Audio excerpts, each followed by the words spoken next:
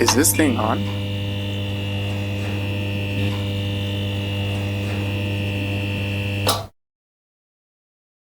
My name is Louis Harris, and you are tuning into the Record in Progress podcast, which I created in the wake of the 2024 presidential election because I was shocked at the results.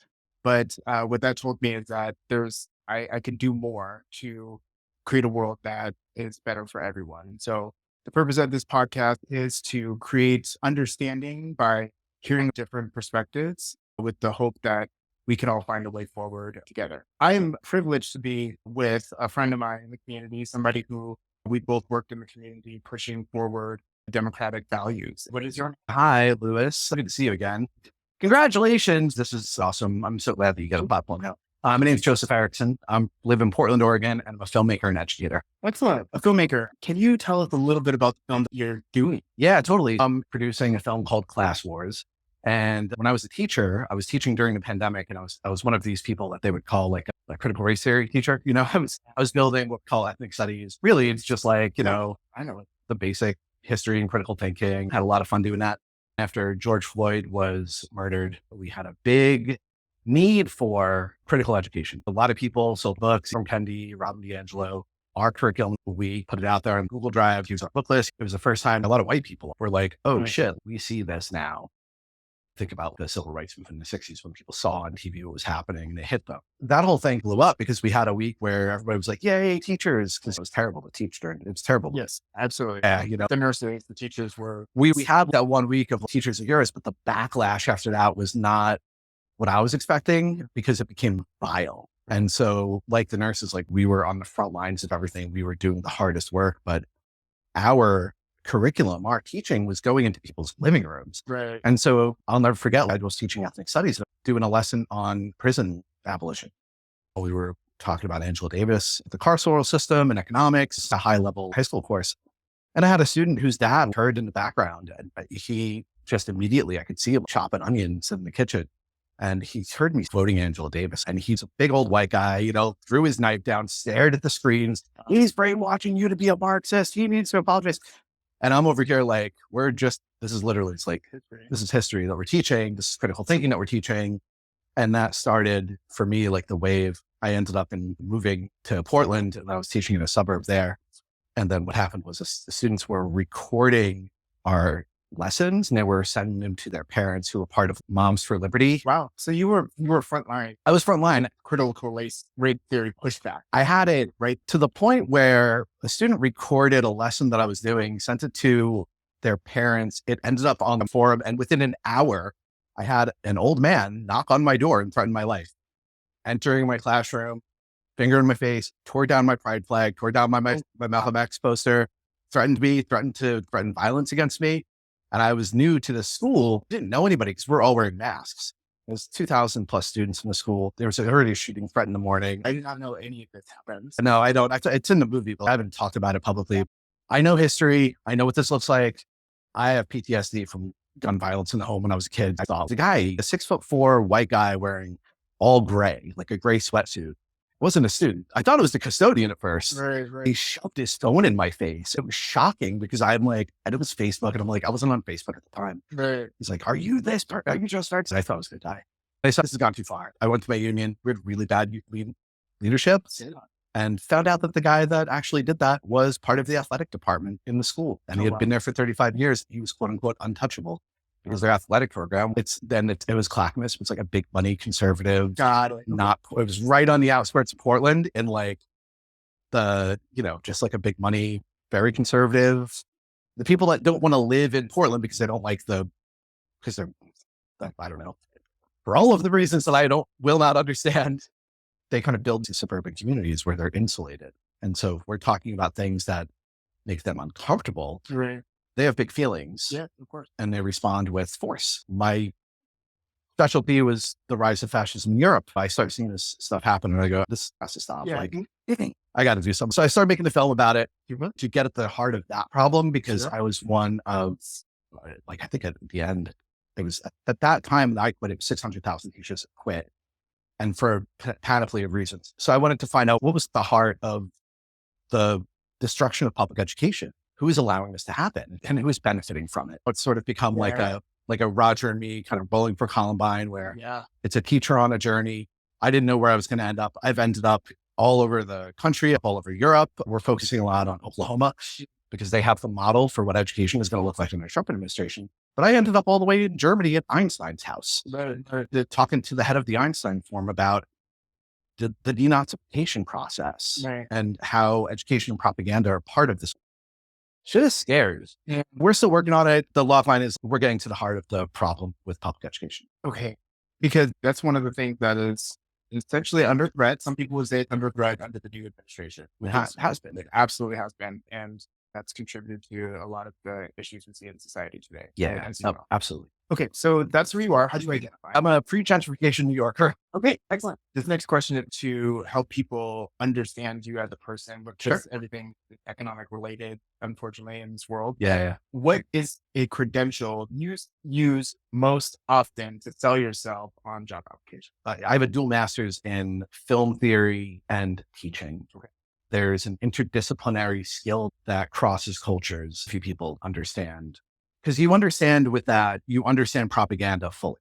If you are a film theorist, because you also then understand how signs and symbols influence people, but then you also understand the learning process with teaching. Teaching is a science. It's easy for me to decode propaganda with that background. I see these two things working together. And how it's teaching people. Yes. You have an excellent perspective that is a privilege for us to have. So getting into the meat of the questions, how did you vote in the 2024 presidential election? Yeah, I voted for Dr. Cornel West. Yeah. Talk to me about it. Like, do you have any thoughts about it? Do you feel any sort of way about it? Do you feel like other people feel so? I had the privilege to vote for Dr. West because I live in Portland, Oregon. I was lucky enough to meet Dr. West and put on a tent for him. I got to vote for a guy who is a hero of mine, a person who inspired me to be a teacher 10, 12 years ago, somebody who I've always admired, somebody with a lot of integrity. I knew he wasn't going to win. And if I lived in Pennsylvania, I would have voted a different way. But I voted in Portland, Oregon. I voted for him because I want to live in a country where a guy like that matters and has influence more than business people or cops. Which you mentioned, say, even more than professional career politician. I think Trump is not a professional career politician. Right. I think we're at the point with politics where Hillary Rodham Clinton was, without doubt, the most qualified person to run for president. Kamala was pretty qualified. Unfortunately, those things are less important. And I think that Trump proved that. Sure. I think Cornell's a master communicator. That campaign never went anywhere. A lot of it was, they didn't have any money. Right. They didn't have any funding. Sure. It's the same with Jill's campaign, although I think the Green Party is going to have a little bit of a coup here in the coming days, and we're going to see a reformation. Well, I think young people look at it, and I'm a teacher. So the students, the people now who are 27 years old, 18 to 27, I was their teacher. Mm-hmm. I know how to talk to them. I know what their concerns are. Mm-hmm. Trump, Biden, Kamala, they didn't really speak to the concerns. I ask students all the time, what do you see about the future of education? Who do you like? Their answers are like, Bernie's cool, but he's too old. AOC might be cool. Some are like, Kamala seems cool. Not like Trump, but I didn't talk to a lot of right-wing kids. Sure. But yeah, they look at it because they're seeing a house on fire and everyone's talking about money instead of putting out the fire. Right. And we don't look at it from that perspective because they're disenfranchised. So when you say you're talking about the majority, I guess the political establishment, there are some clear distinctions we have to reconcile because I was so surprised by the election. Oh, were you really? I was putting every ounce of energy that I could into the Kamala Harris campaign. Yeah. Right. Yeah. And I'm sorry. But when it comes to my ethos, I just wanted people to vote. Totally. Right. I just that's the big thing. Mm-hmm. I haven't looked at the numbers lately. What was the overall turnout? So great. Not that person. But we know you and I both worked in local politics. We look at the voter turnout and it's abysmal. I know that the narrative was abysmal this year, and a lot of Democratic voters, established Democratic voters, did not actually vote. And so it skewed some of the gains of Trump in directions that we didn't believe it could go, like Latino man and Black man and the like, right? What are three feelings you have about the results of the 2024 presidential? I was thinking about this question a lot. I asked my daughter, and she's 8. She had like she was very quick. Scared, frustrated, angry. She's 8. She understands the political realm. Well, I'm her dad. She was marching in parades with us 6 years ago. And she's already a little activist in her school, raising all sorts of hell. I'm very proud of them. But I feel suffocated, like being buried alive. Yeah. The walls are just, you and I both have PTSD trauma backgrounds. When I'm in my worst place, it's when I feel trapped. Sure. I felt that way after 2016.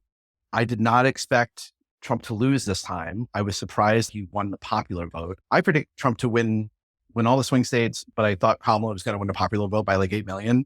And then we could have like a good, like sort of revolutionary conversation about the electoral college finally. That's it. After all this shit. Again, it's been 24 years since, you and I like, were around 9/11, like Bush, like all that. And, but yeah, I just feel fucking suffocated and frustrated, and I do feel, I'd say feel activated. And I do in a way. I do feel optimistic. Sometimes you have to rip the Band-Aid off and see what you have. And I remember the last time that Trump won, there was a lot of people saying, I don't think this is our country. He's not our president. Do you remember? I was one of those people. Yeah. I think this time people say, maybe this is our country. So that's where I'm at. This is what America is. Right. The Childish Gambino song. This is America. There's a lot of truth to that. The quote I came up with in my grieving process was, I voted for who I believe America to be, and people voted for who they believe America is. That quote sums up that feeling for me. It just sucks because I see myself as one in a bubble who believed in the greater good, but was proven wrong. The legitimacy this election had versus the last election, right? Yeah. There was the electoral, the general mismatch, but this time he just blew it out. The Republicans blew it all the way out. They didn't have to do anything. They could just blow the microphone for 2 hours and still win the election, which literally was happening like that. And when that happens, you have to reconcile with the fact that like, this is a big country built on slavery. Benjamin Franklin in the Constitutional Convention was like, look, we got to compromise because, business. And that's this country. And it's not, I think we're brought up with a Hollywood version of it, but now as somebody who's working in Hollywood, like that is a dream factory, not reality. Right. That speaks to another thing that all of the media said the polls are saying Harrison will win. Everybody was relatively sure. The endorsement differences between Hollywood elites and all that. Sure. Like, we're all in that bubble. Well, it's because we have community. We're in the suburbs of Seattle. I walk out the door and there's other families right next to us. When you live in places that are where you're siloed and really there's a few very small communities, maybe everybody goes to church and that's it.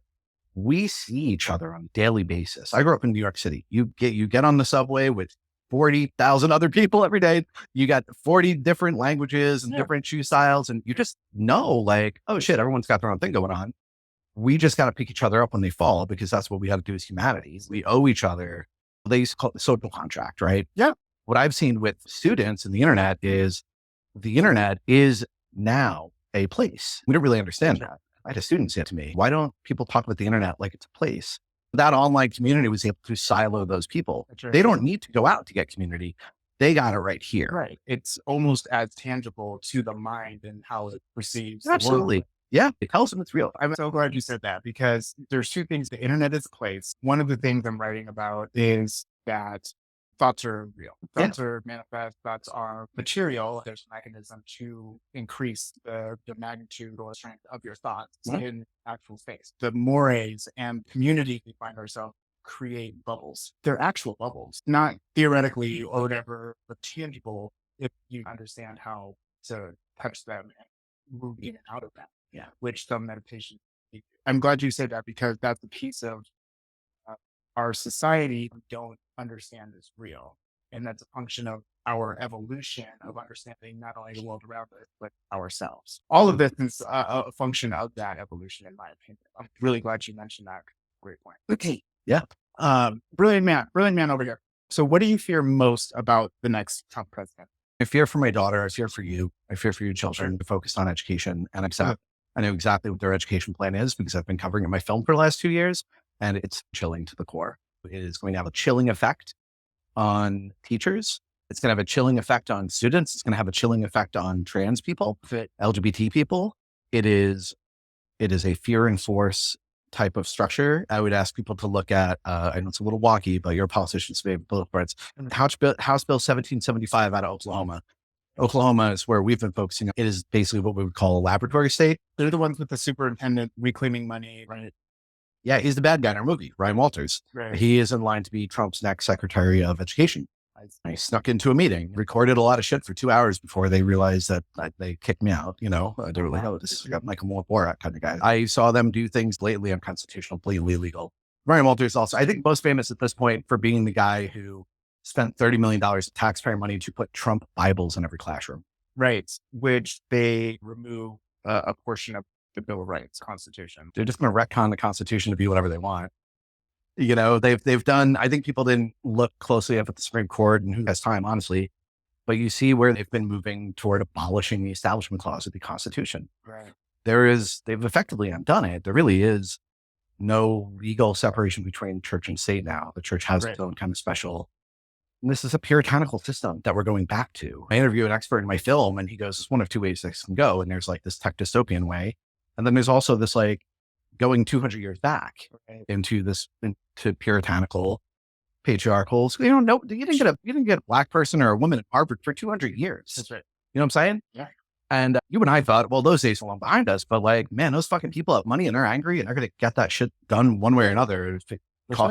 And it's going to cause a lot of kids to devalue themselves and feel dehumanized. Sure. And we're going to see more kids committing suicide, suicidal ideation. We're going to see way more homeless kids, trans homeless teens everywhere in this country. Poor kids are just fucked. And that's so many people are going to be. The future of education at this point, if it goes through, is privatization and essentially just saying to a family, well, we don't have school buildings anymore. We don't have those pesky teachers anymore. What we do have is this nifty tablet, and we're going to give you a coupon so that you have the choice of choosing your educational platform. And you keep going down the road with that, and you're going to have a day in the future, and that's already dystopian enough. Then they want it to be like Netflix, right? To the point where it's going to be like, well, do you want the ad-free version of U.S. history this year for an extra $14.99? That's what school is going to be. They tried a religious private school funded with taxpayer money in Oklahoma. They got shot down by the courts, but these people, they're just going to keep going with different versions of it. Right. And then if they don't get the ruling they want, they replace the judges. It's a corrupt system. It has been corrupted. Well, it'd be interesting to hear, because even some people on the progressive left believe that our institutions are corrupted as they stand, right? And so I don't know if you've heard some of the latest things coming out, and I mean, you do because you've read Project 2025, but they're trying to undo some of those institutions.